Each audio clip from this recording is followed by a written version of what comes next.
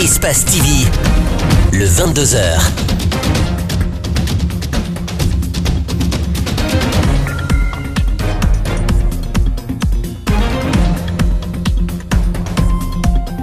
Mesdames et messieurs, de nos préférés sur Espace TV, bienvenue à toutes et à tous.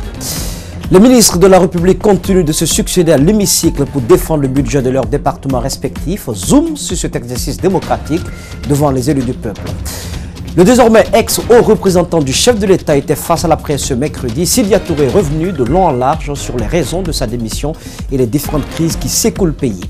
Et puis le Sili national handball dames de Guinée jouait hier son dernier match de classement face à l'Algérie dans le cadre de la 23e édition de la Coupe d'Afrique senior de handball. 4 ministres du gouvernement Kassori ont présenté leur budget à l'occasion de la session ordinaire de la loi des finances 2019. Le ministère de la Défense nationale, le ministère des Sports, de la Culture et du patrimoine historique, le ministère de l'Action sociale et celui du département des postes et télécommunications et de l'économie numérique. Après les exposés, les députés ont fait leur appréciation. Ils sont interrogés par Macky Sall. Si les forces de défense sont dans la rue, l'armée est dans la rue, c'est que la gendarmerie et la police sont incapables. C'est ça, il n'y a pas d'autre explication. Mais pour valoriser notre armée, nous avons demandé purement et simplement au ministre de la Défense nationale vraiment de faire entrer les militaires dans le camp. Ce n'est pas ça leur rôle. Ce n'est pas bien pour l'image de notre pays, ce n'est pas bien pour l'image de l'armée guinéenne. L'armée guinéenne mérite mieux que d'être dans la rue pour le maintien d'ordre. Il faut former la police, il faut former la gendarmerie, il faut mettre des grands moyens pour maintenir l'ordre. Qu'il ne consiste pas à donner des armes de guerre à la gendarmerie, à la police contre les militants de l'opposition. Concernant le ministère des télécommunications et de l'économie numérique, c'est un ministère très technique, mais c'est vraiment un ministère de recettes. Nous nous sommes toujours plaints de la faiblesse des recettes engrangées à ce niveau. Nous pensons que des poches existent. Le ministre lui-même nous avait dit à un moment donné qu'il y a plus de 100 produits taxables. À l'époque, il était directeur général de la RPT, aujourd'hui il est ministre.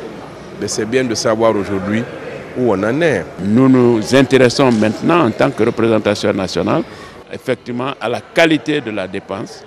Et nous avons regardé au niveau des recettes que l'État ne pouvait pas faire davantage, parce qu'il y a des moments où nous avons dû demander à l'État de revenir avec des recettes meilleures. Et l'État, effectivement, s'accordant avec nous, le gouvernement, est revenu avec des recettes meilleures. Mais cette fois-ci, nous avons compris que des efforts ont été faits pour mobiliser le maximum de recettes et ne pouvant pas couvrir l'ensemble des dépenses, le gouvernement est obligé de programmer dans son budget les priorités et quelquefois même les priorités des priorités. 3 autres ministres, 3 départements aux préoccupations différentes, le ministère de la Pêche aux enjeux économiques, celui du commerce où tous les trafics sont constatés et le dernier, la jeunesse. Ce département ne produit presque pas, par contre, il consomme. Le seul point commun des 3, c'est la coupe budgétaire devant des députés dont les positions sont tranchées. Ils ont défendu leur budget de 2019. Mamadou Sadio Diallo, Alseni Kamara. Le constat saute aux yeux, les ministres qui se relaient à l'Assemblée nationale s'adressent à une salle presque vide. Les députés qui viennent n'attendent souvent pas la fin des travaux. Ils sont distraits, prompts à discuter sur des petits détails. Malgré tout, les ministres s'efforcent à lire leur budget, notent les remarques et parfois récriminations des députés avant de répondre. Le ministre du Commerce souligne que la farine saisie par les services du colonel Moussa Goro Camara était connue des autorités.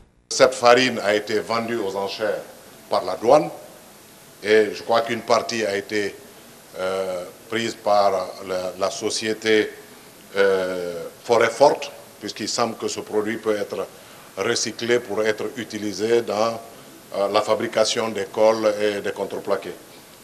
Et le reste de la cargaison a été encore mis sous douane, apparemment dans la zone d'Abompa.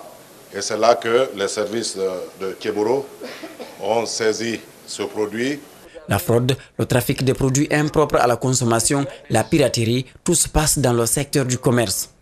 Des mesures correctives sont annoncées. Jusqu'à maintenant, on peut disposer d'un certificat de contrôle de qualité faux. On peut disposer d'un certificat d'origine faux, on peut disposer d'une déclaration fausse. Et si nous harmonisons les procédures avec la douane, il restera bien entendu que personne ne pourra dédouaner un produit commercial de quelque nature que ce soit s'il n'est pas assujetti à la présentation et du certificat d'origine et du certificat de qualité et de la déclaration descriptive d'importation. L'autre ministère où un véritable mystère règne est celui de la pêche. Pourtant, les enjeux économiques sont énormes. Un autre département où la contestation est permanente est celui de la jeunesse. Un ministère qui consomme plus qu'il n'en produit. Malgré tout, les deux hommes qui sont à la tête de ces départements promettent des merveilles. Et puisque nous parlons de loi, retenez que la nouvelle loi sur la CENI a été rendue publique ce mercredi 12 décembre 2018. Cette nouvelle loi définit la structure de l'organe de gestion des élections en Guinée qui comprend 17 membres au lieu de 25 commissaires. Autre disposition qui pourrait être source de confusion, il est mentionné que ces commissaires seront issus des partis politiques, 14 dont 7 de la mouvance présidentielle et 7 de l'opposition, des organisations de la société civile, 2 représentants et 1 de l'administration du territoire. Mais les grincements de dents viendront sûrement de l'article 6 de la loi qui stipule que pour avoir un représentant au sein de la CENI, le parti politique doit avoir pris part aux 2 dernières élections législatives et présidentielles pendant la mise en place de la CENI et disposer de 2 députés au moins à l'Assemblée nationale. Nous en reparlerons dans nos prochaines éditions d'information. Sidya Touré a conféré avec la presse ce mercredi au lendemain de sa démission du poste de haut représentant du chef de l'État. Les raisons de sa démission, la situation sociopolitique du pays, l'éducation ont été entre autres débattues par le président de l'UFR. Le reportage est signé Djibril Ba, Ibrahima Souri Kamara. Sidya n'est pas allé du dos de la cuillère pour peindre les véritables problèmes de la Guinée.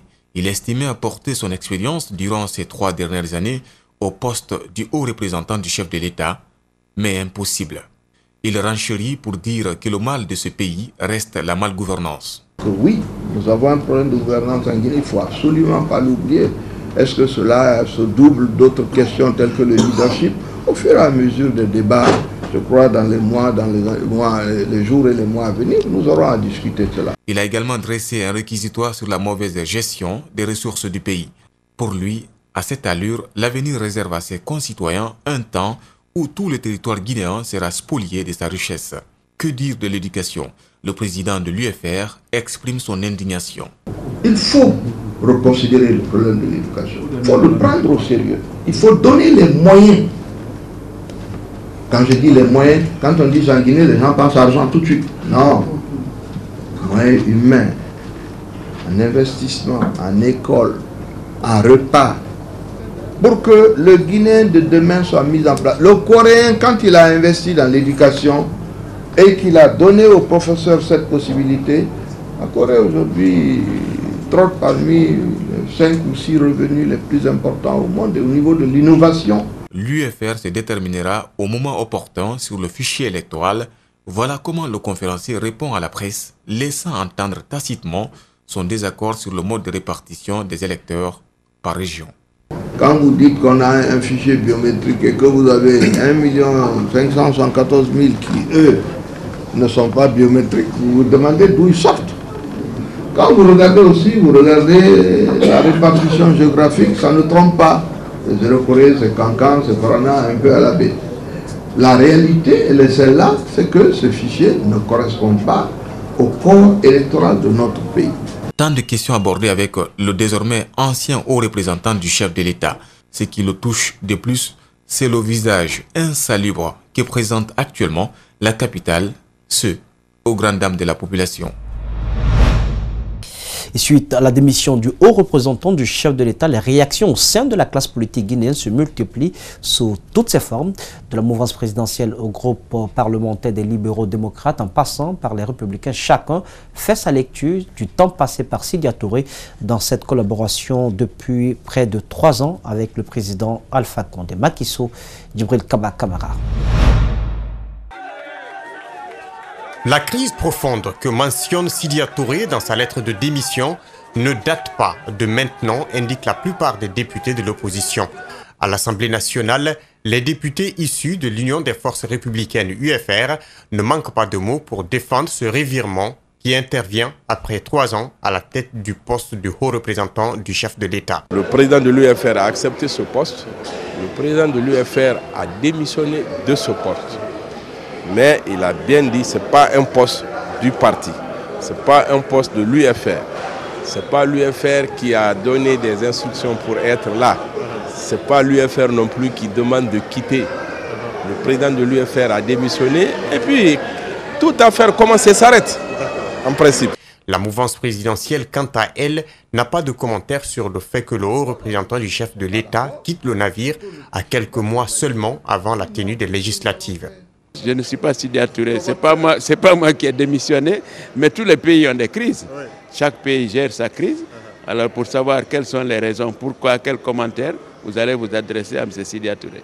La démission de Sidya Touré va-t-elle être suivie de son retour au sein de l'opposition républicaine? Nous avons interrogé les libéraux démocrates sur cette question. Il est de la responsabilité de M. Sidya Touré de définir son positionnement. Quand on est leader politique, on a des ambitions. J'espère que l'ambition de M. Sidya Touré, c'est de se battre pour être président de la Guinée. Son ambition n'est pas d'être le haut représentant en ce que je cherche de Alpha Condé. C'est lui qui doit se définir selon le positionnement qu'on a en Guinée. On n'a pas le choix dans ce pays aujourd'hui. Ça veut dire qu'on a deux choix, ou on est de la mouvance, ou on est de l'opposition. Ce mercredi à l'Assemblée nationale, au moins 4 ministres se sont succédés devant les députés pour défendre leur budget sectoriel pour l'année 2019. Violence et culture de la paix en Guinée, c'est sous ce thème que s'est tenue ce mercredi à Conakry la journée nationale de concertation. Cette initiative de l'institution nationale indépendante des droits humains vise à donner une place prépondérante au dialogue pour la préservation de la quiétude sociale. Elle a regroupé les autorités administratives, religieuses et celles de la défense.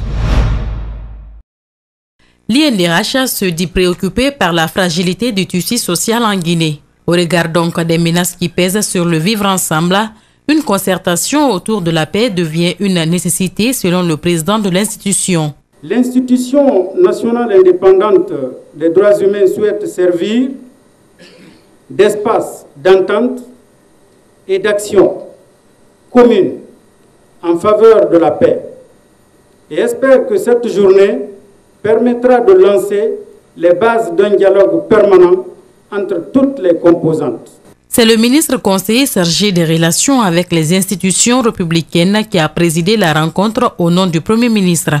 Mohamed Lamine Fofana a exhorté les uns et les autres à œuvrer pour la paix. Donc, de par votre rencontre, de par les échanges fructueux que vous allez avoir, en vous disant la vérité, toute la vérité, rien que la vérité, sans acrimonie, sans haine, sans violence, je crois qu'on trouvera une esquisse de solution à la paix dont ce pays a vigoureusement besoin aujourd'hui.